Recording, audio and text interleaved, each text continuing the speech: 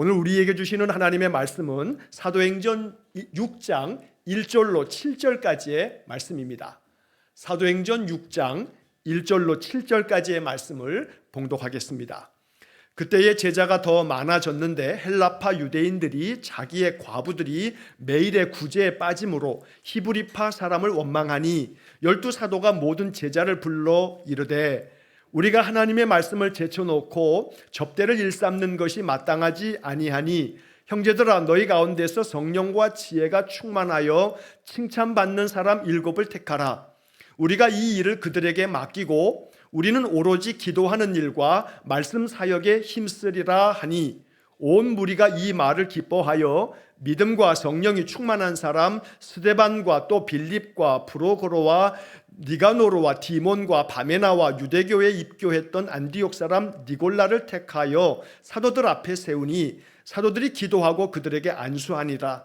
하나님의 말씀이 점점 왕성하여 예루살렘에 있는 제자의 수가 더 심히 많아지고 허다한 제사장의 무리도 이 도에 복종하니라. 아멘. 자, 우리 한 번 더 옆에 있는 분들 한번 축복 한번 하겠습니다. 뒤에 있는 분, 앞에 있는 분들에게 축복합니다 하고 한번 인사하겠습니다. 축복합니다 하고 한번 손도 한번 잡아주시고, 네, 감사합니다. 자, 여러분, 이 세상에 주님께서 세우신 이 교회가 있는데 교회가 요즘에 많죠. 무지하게 많아요. 한국 교회도 어림잡아 한 5만여 개 교회가 넘는다는 그런 얘기가 있어요. 뭐 정확한 통계가 잡히기도 어렵지만 교회가 많아요. 옛날 같으면 아마 우리 어르신들께서 신앙생활 어려서부터 하신 분들은 주일날 예배당 한번 가려면 뭐 5km, 10km 이상을 걸어서 교회를 갔다 하시는 분들도 있으시거든요. 제가 예전에 처음 목사 안수를 받고 부임했던 교회에서 부목사로 이렇게 섬길 때 벌써 뭐 한 25년 훨씬 전인데 그때 그 교회에 노 권사님 한 분 계셨는데 진짜 한국 교회 산 증인이세요. 그 당시에 25년 전에 그 당시에 70 거의 80 가까이 되신 어르신 권사님이었는데 그 권사님 말씀을 듣다 보니까 목사님 옛날에는 교회 한번 가려면 한 15km 넘게를 아침에 새벽에 주일날 새벽이 되면 그렇게 걸어갔다 왔어요. 제가 그 얘기를 듣고 여러분 15km면요 지금 여기서부터 저 불광동까지 가는 거예요. 예배 드리러 한번 갔다 오는 거죠. 또 그렇게 예배를 드렸던 시절이 있어요. 교회가 없어서. 그나마 또 그 교회들이 목회자가 또 다 있는가? 목회자가 없는 교회가 많아서 더러는 한국교회 초기에는 선교사 한 분이 오시면 여러 시골교회 지역들에 순회 예배를 드려요. 어느 주일날에는 어느 교회를 가시고 이렇게 순회 예배를 드리시는데 그럴 때 목회자가 없는 데도 교회가 세워지면 그 교회를 이끌어가는 사람들이 있었다는 거예요. 여러분 2000년 교회 역사 가운데 한국 교회는요 굉장히 독특한 선교의 역사를 가지고 있어요. 그래서 한국 교회 초기에는 선교사들이 들어오기도 전에 예수를 믿은 사람들이 있고요, 세례를 받은 사람들도 있고요, 중국에서 세례받고 들어오기도 하고 뭐 그래요. 선교사들이 여기 딱 들어와 봤더니 아니 믿음의 사람들이 또 있기도 할 뿐만 아니라 한국 교회의 신자들이 가지고 있는 모습이 얼마나 놀라웠든지 그 초기 한국 교회 선교사들의 그 보고서들을 보게 되면 정말 감동적인 이야기들이 많아요. 그래서 한국교회, 이 초기 한국교회의 신자들의 모습이라고 하는 것은 마치 사도행전의 교회를 보는 것과 같아요. 그래서 그 신앙이 참 순수하고 열정이 가득하고 예배에 대한 마음뿐만 아니라 그들의 삶에 대한 모습이 얼마나 지금 오늘 우리의 이 현대교회 신자들하고 비교해 보면 아이고 우리는 부끄러운 게 너무너무 많아요. 우리는 너무너무 부끄러운 게 많아요. 초기 한국교회 우리 신앙의 선배들에게 있어서는 이 신앙이 얼마나 이 성경적인 말씀대로만 그렇게 신앙생활을 하는 모습을 가졌는지 이루 말할 수가 없어요. 자, 그런데 그러한 신앙이, 그러한 교회들이 세월이 가고 그러면서 100여 년, 150여 년이 넘게 흐르면서 오늘날 한국교회의 모습을 보면 안타깝게도 쉽게 예를 들자면 여러분 1919년에 3.1운동이 일어날 때 민족 대표 중에 기독교의 신앙을 가지고 있는 대표들이 반 이상이었단 말이에요. 그 당시에 한국교회는 전 우리나라의 인구수에 비하면 그 비율도 아주 미미했지만, 그러나 많은 독립운동의 지도자들 뿐만 아니라 또 사회에 많은 이끌어가는 지도층에 영향력을 미치는 많은 사람들 중에 신자들이 있었어요. 그러니까 저는 가만히 생각해 보면 그때 한국 초기 교회의 성도들은 말 그대로 신자였다. 아니, 신자라고 하는 말로도 부족해요. 오늘 성경의 말씀에 6장 1절 말씀이 어떻게 시작하냐면 그때의 제자가 더 많아졌는데, 제자라는 말이 더 적합해요. 한국교회 초기 신자들은 정말 제자였어요. 말씀대로 회개하라 하면 예배당에 나오면 통곡하면서 회개해요. 내가 잘못했노라고, 내가 한 주간에 너무 많은 죄를 지었노라고, 그러면서 눈물로 회개하는 그런 교회였거든요. 그러니까 초기 한국교회 신자들은 신자를 넘어서 그들은 제자들이었어요. 그래서 오늘 우리는 이 성경의 이야기를 보면서 1절 말씀의 첫 말씀부터 그때의 제자가 더 많아졌는데, 많아졌다라고 하는 게 중심이 아니에요. 제자가 많은 게 문제가 아니에요. 많은 걸로 따지자면 예수님께서 5,000명을 먹이셨어요. 남자만 5,000명이에요. 여자들과 아이들까지를 포함하면 오늘날도 그렇지만 옛날도 마찬가지예요. 남자들보단 여자들의 종교성이 더 뜨겁거든요. 모이기도 남자보다 여자가 훨씬 더 많이 모여요. 여러분 대충 통계적으로 그래요. 오늘 여기 예배당에 앉아 계신 분들 한번 쭉 돌아보세요. 남자들 몇 분이나 앉아 계세요? 여자분들은요, 이 정도의 비율이 그 당시였을 거라고 생각한다면 틀리지 않을 거예요. 그렇게 많은 사람들이 모였는데 그 당시의 모습을 복음서는 뭐라고 얘기하냐면 무리라고 얘기해요. 무리는 예수님을 따라다녀요. 예수님에게 뭔가 좀 받을 게 있나 하고 모여든다 이 말이에요. 예수님 가는 곳곳마다 사람들이 막 몰려왔어요. 그런데 복음서는 그런 사람들을 무리라고 말하고 있어요. 그런데 사도행전으로 넘어오면 모인 사람들을 이제는 뭐라고 부르냐면 계속해서 제자라고 부르고 있어요. 제자라고. 그래서 우리는 여기서 이제 이 사도행전 6장을 읽으면서 마음속에 확고하게 결정을 지어야 할 것이 있어요. 따라해 보세요. 무리가 되지 않겠습니다. 제자가 되겠습니다. 제자가 되셔야 돼요. 제자가 되셔야 돼요. 무리가 아니라, 무리들 중에 한 사람이 아니라 제자 중에 한 사람. 그 제자는 당연히 교회 멤버십을 가지고 나 어느 교회 다녀라고 하는 교인이 아니라 예수 그리스도의 가르침대로 살고자 끊임없이 하나님 말씀 앞에 서서 자신을 복종시키는 신자들인 거죠. 그래서 오늘 이 본문 1절의 말씀을 읽으면서 많아졌다라고 하는 것에 현혹되면 안 돼요. 한국교회가 한동안 많아지는 것에만 혈안이 됐어. 어떻게 하면 많아질까? 어떻게 하면 더 많아질까? 누구보다? 저 옆에 있는 교회보다. 다른 교회보다 어떻게 하면 더 많아질까? 그래서 실제로 예전에 제가 불광동에서 제가 이전에 부목사로 이렇게 쭉 섬겨갈 때 그 옆 동네 연신내에 커다란 교회가 하나 생겼어요. 그 교회가 역사가 오래된 교회인데 그 교회가 예전 교회 예배당을 다 이제 헐고 새 예배당을 크게 졌어요. 그래서 이제 담임 목사님하고 부교육자들이 그 예배당 건물을 다 지었다는 얘기를 듣고 거기 목사님께 연락을 해서 한번 방문을 했어요. 쭉 한번 보려고요.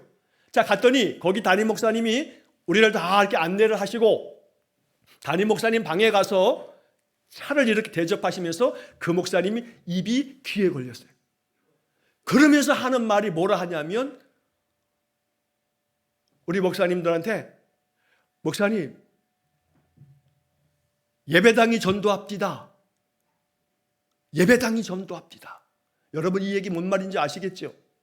예배당이 전도합디다. 그러더라고요. 예배당이 전도한다는 얘기가 뭐겠어요? 그 교회가 예배당을 짓는다 하면서 사람들이 한 200~300명이 싹 줄어들었대요. 한 200~300명 이상이 줄어들었대.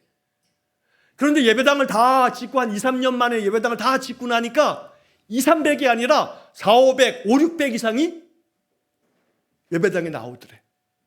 근데 예전 사람들은 온데간데 없고 다른 사람들이 막 다 모여들더래. 그러면서 그 목사님 하시는 말씀이 예배당이 이렇게 크게 졌더니 예배당에 더 많은 사람들이 모여오더라. 그 예배당이 전도한다 라는 이야기를 하시더라고요. 곰곰이 그 얘기를 듣고 와서 생각을 아무리 해보고 아무리 생각을 해봐도 마음이 편치가 않아요. 여러분, 예배당이 전도하는 그 전도가 전도예요? 예배당을 크게 잘 지어놨더니 사람들이 몰려들더라. 그게 전도예요? 예배당이 전도하는 거예요? 그리스도의 복음을 전하는 것이어야 되는데 예배당이 큼지막하게 잘 지어져 있으니 저 예배당 가면 좋겠다 하는 마음으로 사람들이 막 몰려온다는 거예요. 그게 한국 교회였다고요. 그런데 정말로 그 예배당에 가득한 사람들 가운데 교인 아니고 신자는 몇이며 제자는 몇일까를 생각해 본다면 사실은 궁금증이 생겨요. 자, 정말로 주님께서 이 사도행전 6장을 쓰듯이 그때의 제자가 더 많아졌는데 제자가 많아진다면요, 그게 무슨 걱정이겠어요? 문제는 교인만 많아지는 게 한국교회였다 이 말이에요. 우리 일산은광교회로 우리의 이야기를 좁혀보자고요. 나는 제자인가? 난 제자인가? 난 정말 제자인가? 예수님 제자인가? 라고 하는 생각을 해보면서 우리는 다시 한번 나를 돌아봐야 돼요. 내 마음을 돌아보며 반성해야 돼요. 난 그냥 교인인가? 아니면 진짜 예수님께서 인정하실 만한 제자인가? 이 말이에요. 제자인가? 오늘 우리는 이 말씀 앞에서 제자이겠습니다. 난 제자로 살겠습니다. 정말로 제자가 되겠습니다. 라고 하는 그런 마음의 결정이 우리의 마음속에서부터 솟아나오기를 간절히 축원합니다. 자, 그런데 여러분, 제자들이 이렇게 많이 모였어요. 교인이 아닌 제자들이. 그런데 그 제자들이 여러분 너무 사람에 대해서 큰 기대를 하지 마세요. 무슨 얘기냐면 제자라 해도 이거 여전히 죄성이 있는 인간이에요. 세상에 아주 온전한 은혜만 충만한 교회가 그것만 있는 교회가 있을까요? 없어요. 그래서 아이고 나는 이 교회 못 다니겠어. 나 이 교회 정말 아주 시험 들어가지고 이 교회가 뭐 진짜 이거 뭐 교회 맞아? 하면서 사람들이 이제 그 교회를 섬기다가 또 다른 교회로 또 가기도 하고 막 그러죠. 그런데 한 가지 알 것은 이 땅의 교회가 불완전한 교회라는 거예요. 불완전한 교회예요. 그러니 교회마다 다 흠이 있고 티가 있어요. 교회마다 문제 없는 교회가 없어요. 문제 없는 교회는 이 세상에 하나도 없어요. 어떤 사람이 그래요. 아이고 나는 목사님 정말 이 교회 문제가 많아서 난 딴 교회 가겠어요. 정말 문제 없는 좋은 교회를 찾아가겠어요. 그러더래요. 근데 그 목사님이 이야기를 다 듣고 빙그레 웃으면서 그렇게 대답하시더래요. 좋습니다. 그러면 그렇게 문제없고 좋은 은혜로운 교회를 꼭 찾아서 거기서 신앙생활을 하세요 하고 허락을 해주시면서 그런 얘기를 그 다음 덧붙이더래요.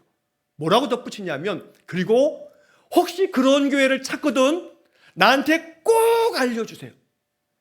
나 이 교회 목회 그만두고 그 교회 신자할게요. 그런 얘기를 하시더래요. 만들어낸 얘기일 건데 뭔 얘기겠어요? 세상에 문제없는 교회는 없더라. 그러면 예루살렘 교회는요? 예루살렘 교회도 마찬가지. 성경에 나오는 이 사도행전에 나오는 초대교회도 마찬가지. 어떤 문제가 있었냐면 본문의 이야기를 보게 되면 1절에 그런 얘기가 나와요.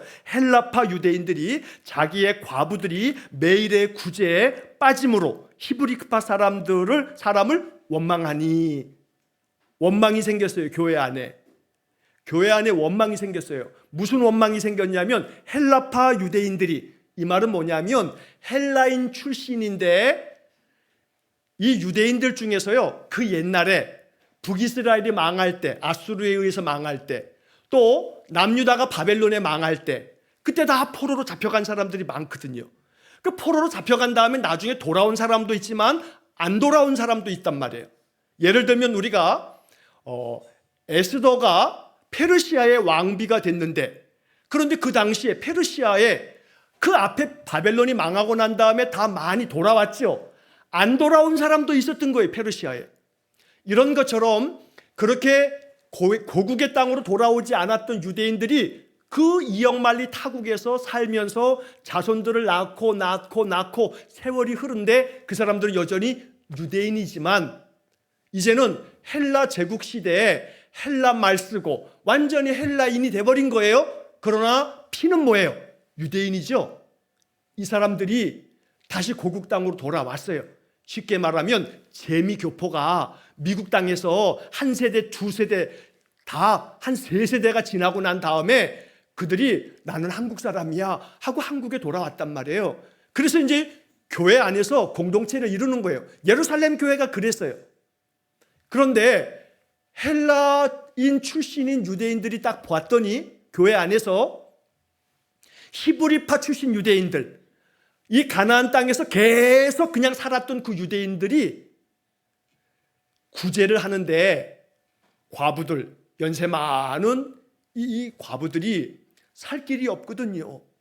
경제활동도 할 수도 없을 뿐만 아니라, 그러니까 교회가 그들을 도와주었단 말이에요. 구제를 해준 거예요. 그런데 가만히 봤더니 이 헬라파 유대인들이 봤더니 히브리파 사람들이 자기 동네에서 함께 살았던 이 과부들, 어르신들한테는 구제 물품을 빠지지 않고 갖다 주는데, 아니 우리 이웃집, 우리 저 헬라 지역에서 살다가 지금 예루살렘에 와서 있는 이 어르신한테는 자꾸 구제 물품을 빼먹고 안 주더란 말이에요.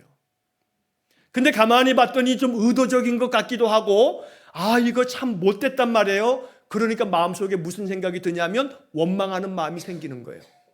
이 원망하는 사람 마음 때문에 초대교회 안에 적잖이 갈등이 생기고 분쟁이 생겨졌어요. 그래서 이 문제를 해결하기 위해서 12사도가 이거 이대로 두면 안 되겠구나 하는 마음 때문에 사람들을 다 불렀어요. 모든 제자들을 불러서 하는 말이, 우리가 하나님의 말씀을 제쳐두고 이렇게 사람들을 구제하고 사람들을 돕는 일, 여기 성경에는 접대를 일삼는 일이라고 되어 있습니다만 이 접대라는 뉘앙스가 좀 적절치는 않아요.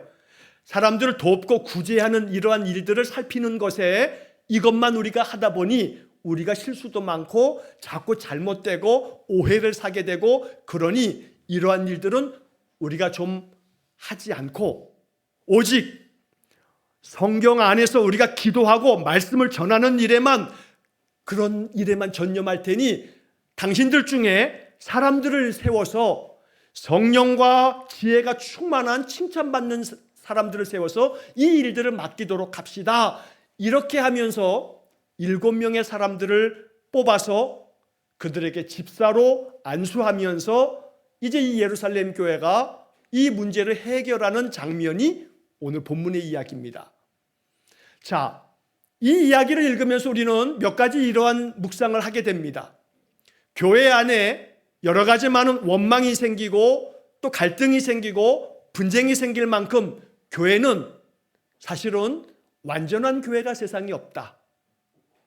불완전한 교회이지만 그 불완전한 교회는 끊임없이 우리의 완전하지 못함, 우리의 온전치 못함, 우리 안에 갈등과 문제가 생겨지는 이 문제들을 하나씩 해결해 가야 된다라고 하는 거예요. 여러분, 우리 교회는 어때요? 우리 교회가 온전해요? 아니에요. 우리 교회 안에 있는 부족함이 뭐예요? 여러분들이 이 교회에서 신앙생활 하시면서 그래도 나름 이 교회가 건강한 교회를 지향해 가고 있지만 그래도 여전히 이 교회를 오래 다니다 보면 이 교회에 연약함이 있어요. 부족함이 있어요. 아, 우리 교회는 이 문제를 해결해 가야 되는데 싶은 게 있단 말이에요. 이 문제들을 목사 한 사람이 다 해결할 수 있을까요? 해결할 수가 없어요. 교회 공동체는요, 목사 한 사람이 탁월한 능력으로 이끌어간다 해결되는 문제가 아니에요. 그러면 안 돼요. 교회는 건강한 마음으로 오늘 성경의 말씀 제시되어 있는 것처럼 성령과 지혜가 충만한 칭찬받는 사람들이 서로 동역하듯 협력하면서 교회를 세워가야 돼요. 그래야 그 교회가 더욱더 하나님께서 기뻐하실 아름다운 교회가 되어지죠. 오늘 저는 이 사도행전의 이야기를 읽으면서 우리 교회에 대해서 여러분 모두가 마음 간절함으로 기도해 주시기를 정말로 부탁을 드립니다. 하나님, 내가 이렇게 출석하며 섬기는 이 교회가 하나님 마음에 정말로 드는 교회가 되게 해주세요. 우리 교회 안에 우리 모두가 다 주님께서 칭찬하실 만한 제자들로 가득하게 해주십시오. 그래서 이 교회의 모든 사람들이 누구나가 다 오늘 성경의 이야기처럼 성령과 지혜가 충만한 사람들이 가득한 교회가 되게 해주십시오. 이것이 우리의 소망과 기도가 되기를 간절히 축원합니다. 옆에 있는 분에게 한 번만 축복합시다. 성령과 지혜가 충만하세요 하고 한번 축복해 주시기 바랍니다. 성령과 지혜가 충만하세요. 성령과 지혜가 충만하세요. 그런 신자가 되셔야 돼요. 성령과 지혜가 충만한 사람들 중에서 그 중에서도 7사람을 선택해서 교회 일을 맡기기 시작했어요. 사도들이 다 감당할 수가 없기 때문에. 우리 교회도 마찬가지예요. 저 혼자 다 감당할 수가 없어요. 여러분들이 각각 우리 교회 안에서 이런 것들이 부족하구나, 이런 것들이 필요하구나, 내가 뭘 하면 좋을까 끊임없이 바라보면서 내가 이것을 좀 해야겠구나, 내가 이것을 좀 협력해야겠구나, 이런 마음으로 우리가 이렇게 아름답게 교회를 세워갈 때 하나님께서 기뻐하시면서 우리 교회를 통하여 하나님의 구원 역사를 더 펼치실 줄로 믿습니다. 저는 이 본문의 말씀에서 이제 이 표현 성령과 지혜가 충만하여 칭찬받는 사람 중에서 7을 택하는데 이것이 여기 성경에 나오는 7사람만이 그렇다는 게 아니에요. 여기 지금 기록되어져 있는 5절 말씀에 스데반, 빌립, 브로고로, 니가노로, 디몬, 바메나, 또 니골라, 이 7사람만 성령과 지혜가 충만하다는 게 아니에요. 본문의 말씀에서 분명히 너희 가운데서 성령과 지혜가 충만하여 칭찬받는 사람 7을 택하라 그러는데 그 칭찬받는 사람들은 이 7사람 외에도 초대교회에 많았거든요.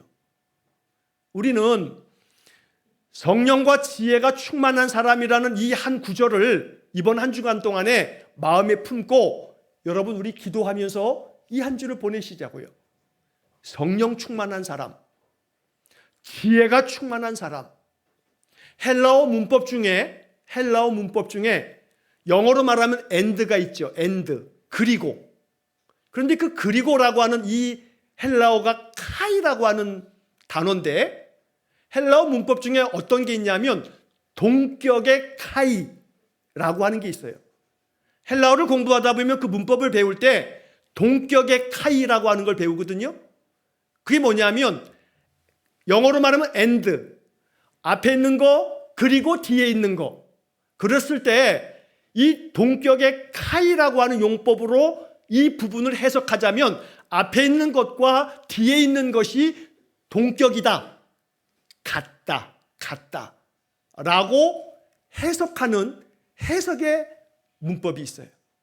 이 말은 뭐냐면 성령과 지혜가 충만하여 라고 했을 때 성령 그리고 지혜, 이게 충만한 사람.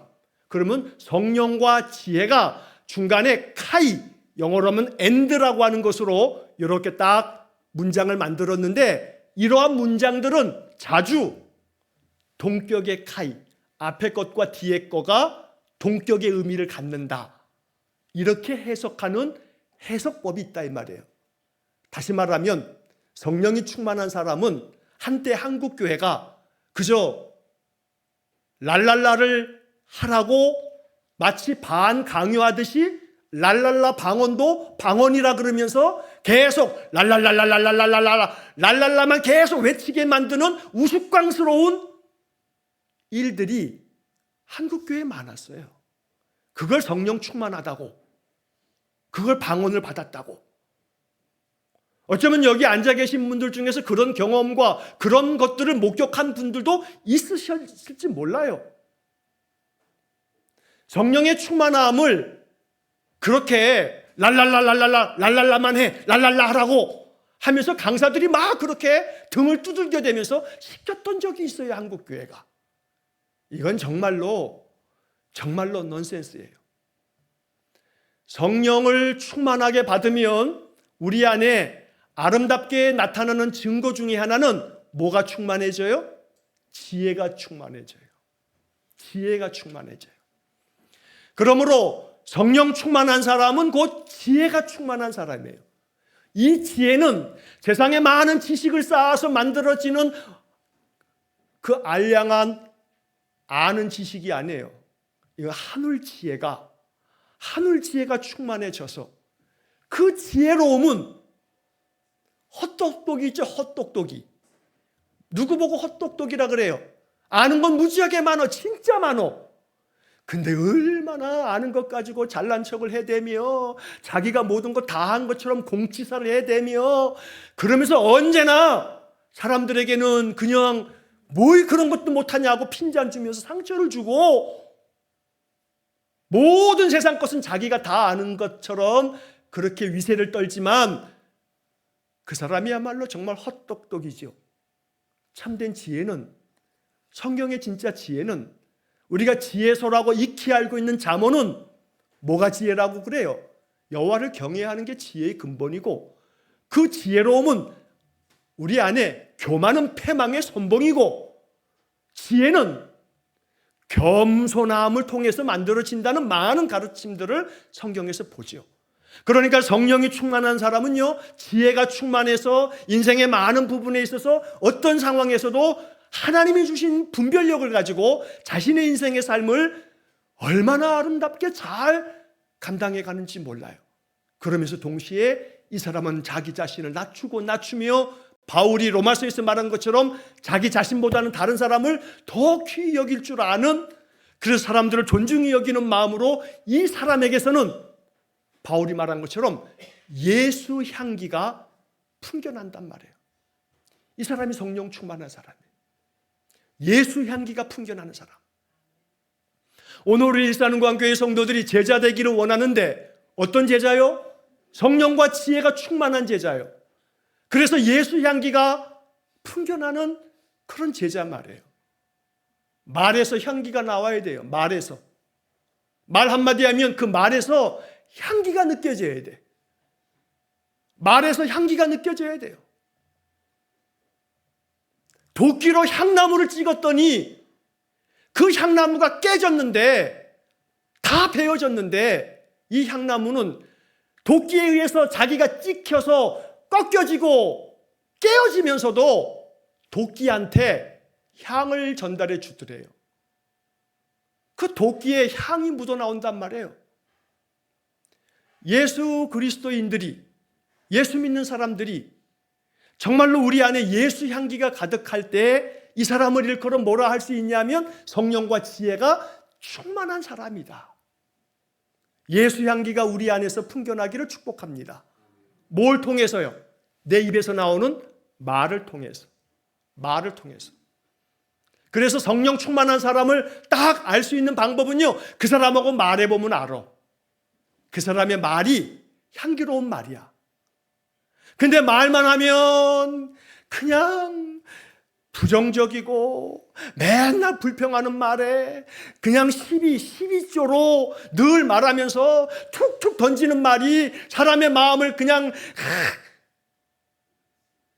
꼬챙이가 있어 말이. 향기는 고사하고 그 꽃챙이에 이 사람 말 한 번 하면 사람들이 다 그냥 마음이 언짢아져. 근데 이 사람이 교회만 가면 맨 랄랄라 방언인가 뭔가 에라이 지랄이라. 그건 방언도 아니야. 그건 지랄이야, 지랄. 그러면서 지는 뭐 교회에서 뭐 온갖 거를 다 주도적으로 하면서 지가 다 성령 충만한 줄 알지만 그건 성령 충만함이 아니에요. 그건 가짜예요. 그 속으면 안 돼요. 진짜 성령 충만함은 성령과 지혜가 충만하여 그 안에서 예수 향기가 풍겨 나오는데 그 예수 향기가 교회 안에서만 풍겨나면 뭐 하겠어요? 예배당만 나가면 다시 그 뭐 향기가 그냥 아주 악취가 나는데 말이죠. 그러므로 변함이 없는 그리스도의 제자가 되어서 내 안에 성령과 지혜가 충만함으로 예수 향기가 내 이 입술의 말에서부터, 그래서 나의 모든 행동 하나하나가 그 진실됨이, 그 정직함이, 그 부지런함이, 그 솔선수범이 일터에서도 사람들이 이 사람 보면 같이 있고 싶어지고 함께 일하고 싶어지고, 조별로 일해야 되는데 그 사람하고 조가 짜여지면 사람들이 다 얼굴을 찡그려. 저 뺀질이가 또 얼마나 뺀질거리면서 그럴까? 왜냐하면 같이 일하면 같이 협업이 돼야 되는데 그냥 뺀질뺀질거리는 인간들이 있거든요. 근데 꼭 그런 인간들이 꼭 교회 가야 된다 그러면서 나 오늘 빠져야 될 거라고 교회 간다는 소리를 하지 말든가. 오늘 우리 안에 우리의 삶이 성령과 지혜를 증명하는 아름다운 증거물이 되기를 축복합니다. 내 삶이 증거물이 돼야 돼요. 이 사람이 증인이고 이 사람이 제자예요. 우리 일산흥광교회 숫자가 많지 않아도 괜찮아요. 5달란트 받은 것만이 최고는 아니거든요. 2달란트를 받아도 상관없어요. 아니 어쩌면 1달란트 받은 사람이 어리석기 짝이 없죠. 1달란트 받아도 관계없어요. 몇천 명, 몇만 명이 아니면 어때요? 100명도 안 되면 어때요? 10명만 되어줘도 그게 뭔 문제겠어요? 저 낙도 오지, 저 산골짜기에 그 시골 교회에 어르신들 평균 연령이 70이 넘는 교회가 그분들도 그나마 5, 6명만 나오는 그 교회를 지금도 섬기는 그런 목회자들이 한국교회에 많거든요. 거기를 떠나지 않으세요. 몇 명인들 어때요? 많아졌느냐 적어졌느냐 문제가 아니고 그 사람들이 제자냐 이 말이에요. 제자냐. 정말로 그 제자가 성령과 지혜가 충만하느냐? 그 성령과 지혜가 충만하다는 것이 그 사람의 이 말씨에서부터 예수 향기가 느껴지느냐? 라고 하는 것을 우리는 이 성경을 통해서 한번 묵상하면서 주님, 내 안에 예수 향기가 가득한 그런 신자 되게 해주시고 제자 되게 해주십시오. 그래서 그 예수 향기가 나의 삶의 여러 모양 속에서 아름답게 나타나는 그런 귀한 믿음의 사람 되시기를 간절히 축복합니다. 그렇게 될 때 하나님의 말씀이 7절에 점점 왕성하여 예루살렘에 있는 제자의 수가 더 힘이 많아지고, 그러면 이 세상의 많은 사람들은 교회와 신자들을 바라보면서 예수 믿을 마음이 저절로 생길 거예요. 예수를 믿다가도 교회를 다니다가도 교회를 다 떠나가는 세상이에요. 교회를 안 나가지만 나는 예수 믿는다 하면서 스스로를 가난한 성도라고 말하는 시대예요. 안 나가. 거꾸로 하면 가난한. 그런 시대가 돼버렸어요. 왜 그래요? 교회 신자들이 제자가 아니라 교인만 득실득실하기 때문에. 우리의 삶 속에, 우리의 신앙 속에 제자입니까?